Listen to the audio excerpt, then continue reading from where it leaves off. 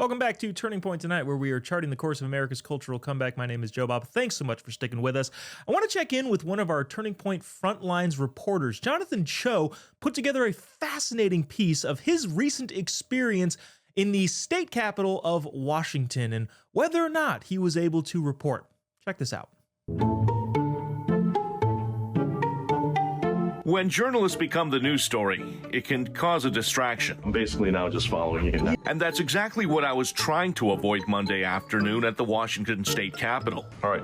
Gary, thank you, sir. Legislative press day passed. I showed up to simply ask lawmakers about the budget deficit and looming federal funding cuts. The usual stuff in Olympia. But it's particular when it comes to homelessness. I'm trying to find out more information about what's happening. But a routine day of news gathering turned into a violation of my First Amendment rights as a journalist.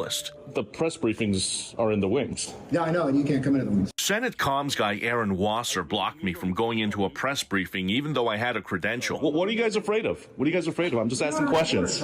For the people who earned the right to call themselves the press. He claims a new rule passed last week by Senate Democrats prevents reporters with these temporary passes from entering wings unless they have a chaperone. I can't come in? No. So can I get an escort? You can go to the gallery, you can go to the press tent. And continued to claim I was not a reporter, even though I regularly file stories for Frontline's Turning Point USA. Jonathan, you're not a reporter. I'm not a reporter. Says who? Post-Millennial and national cable news network Newsmax. Newsmax correspondent Jonathan Cho. It's like a headline ripped straight from the Babylon Bee, but what are you guys afraid of? You afraid of questions? I don't get it. Yeah, why? Good luck with your fear-mongering. Good luck. Yeah, I guess lawsuit too then, huh? All right, so it looks like we're going to have to do a lawsuit. Reporter Carlene Johnson of the Center Square witnessed the entire incident go down. If you were picking and choosing the winners and losers to be here to cover those stories, then you get to basically narrate the story. And that's not what freedom of the press looks like. Apparently, Wasser was so shook and concerned I was a security threat, state troopers got involved and were told to follow me around the legislative building. We are now calling this the Cho Cruz legislation. To understand how we got to this point, we need to go back a few months to a showdown with the Capitol Correspondents Association. Think of it like the White House Correspondents Association. The legacy media gatekeepers who for decades issued press passes without any interference from politicians. Democrats in the Senate took it as an opportunity to try to keep Jonathan Cho and other reporters out of the wings of the Senate. Great to meet you. Thanks for coming. Undivided podcaster Brandy Cruz and I hired a team of high-powered attorneys to challenge them since they refused to grant us media access to the Capitol. Jerry Cornfield of the Washington State Standard and Jeannie Lindsay with KUOW were running the show. They claimed Cruz was biased and advocated for certain politicians, disqualifying her from this fraternity. They did not want to work with me either. I'm hanging out with Nick Shirley's crew. Citing my association with Discovery Institute, a Seattle-based think tank where I'm a senior fellow and report on the region's homeless drug crisis. They don't like the competition from new media. So we threatened to file a lawsuit, and they caved, punting and giving that responsibility to the politicians we are all supposed to cover and hold accountable. If the legacy media doesn't stand up for people like Jonathan Cho, they're just paving the way for their own access and First Amendment rights to be trampled on one day. Didn't we just let the fox into the hen house? Aren't we, as journalists, supposed to be holding our lawmakers accountable, Jerry? I asked Cornfield why he wouldn't stand with us to form a united front as journalists, but he ran away. This hurts all journalists. You know that, right? We've had an open press, and we've given them complete access. Republican lawmakers like State Senator Keith Gaynor agree this hurts media access and transparency. If you're in the public eye, making public laws, I mean, it seems like the public should be able to know what's going on. Progressive politicians in Washington State come out of echo chambers. They're used to friendly environments, friendly questions, and frankly, not a lot of challenging. But Representative Jim Walsh says good reporters will always find a way to get the story, even with more hurdles. I think an aggressive media will find its own way in. So if you want to go on the floor and get your B-roll. For the remainder of the day, security only allowed me to watch Senate floor proceedings from this designated media table. I can't be with a grown-up, so I have to be at the kiddie table. No. And if all the seats were ever occupied, I have to observe from the nosebleed section, totally disengaged from lawmakers. Governor Ferguson. But I had no problem getting into Democratic Governor Bob Ferguson's press conference, where he even took a few of my questions.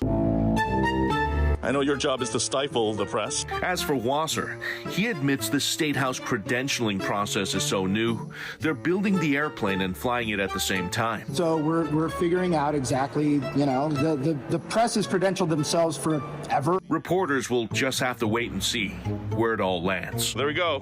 My 1 week pass.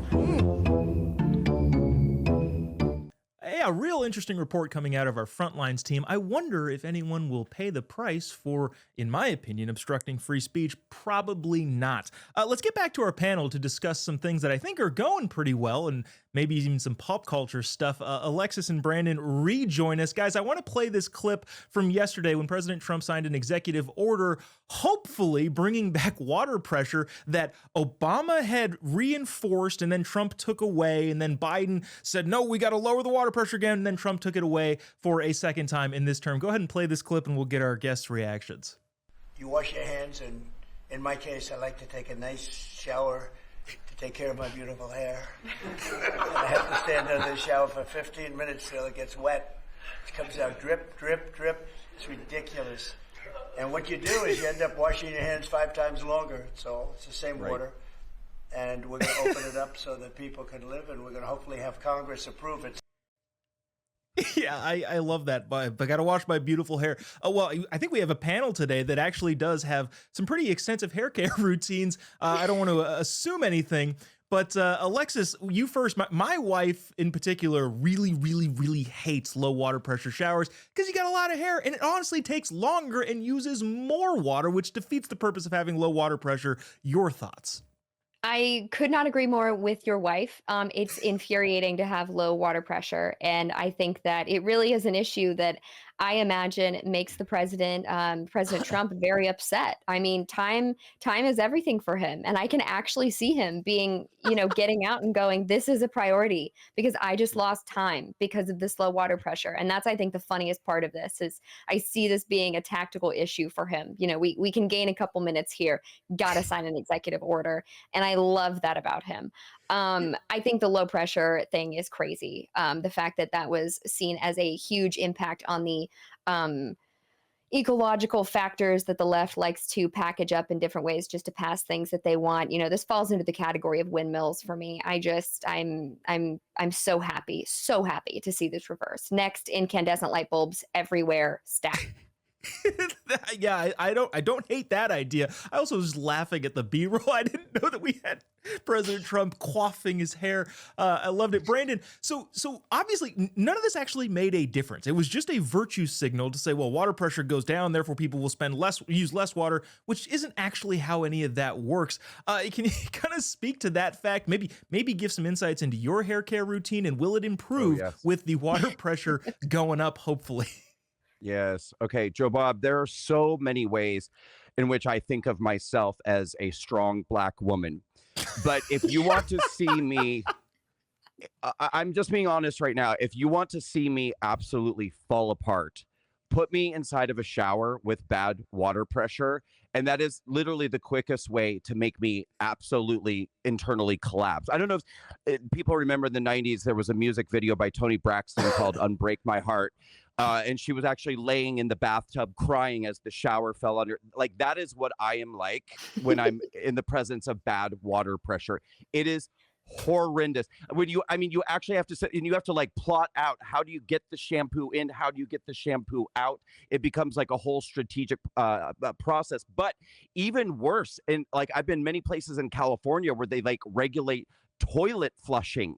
Like, I have friends who I've gone to their places and used their bathroom, and you literally have to flush the toilet 17, 18 times to get the toilet to actually flush. And I'm like, this is using 300 times more water than if I were able to just actually flush the toilet like a human being. Now, you asked about my hair. Thank you, by the way. Yeah, a lot goes into my hair. My co-panelist today, Alexis, incredibly beautiful woman, gorgeous hair. But I would promise you, my hair care routine is probably more extensive than hers and just about any other person on the planet. A lot goes into what you're seeing right now. And so I need to be able to get into a shower that's much like a waterfall. I need to feel water cascading all over my body. And I need to be able to thoroughly wash, rinse, and clean my hair and my entire body. So thank you, President, for, you know what? Thank you, President Trump, for pardoning me for January 6th, but perhaps even more important, thank you for bringing good water pressure back, President Trump. Thank you. Oh, yeah. Our panel, I think, benefits greatly from this executive order. I want to get to this really, really quick so we get some short answers from you guys. Prince Harry has lost his UK-funded security. So he stepped down from being a primary member of the royal family. And they said, okay, well, you lose your security. And he says, no, I don't want to lose my security. And now he's in court fighting it back. Alexis, I don't know. What is going through the minds of Harry and Meghan when they kind of contradict themselves constantly in the things that they do and the actions that they take? That's a tough one because there's so much to unpack here in such little time. But in short, in general, I do not enjoy trivializing the security that people who need security need. But as far as the fact that his wife has a Netflix deal, she has a Spotify deal, both things do not get good views. And she's kind of getting them because of her name. I mean, it's the truth. It's a fact. That's okay. She's getting her bag. They can afford security. Hunter Biden, he went to Africa and took taxpayer-funded security with him in order to not testify on behalf of his criminal, investigations to answer to the American people.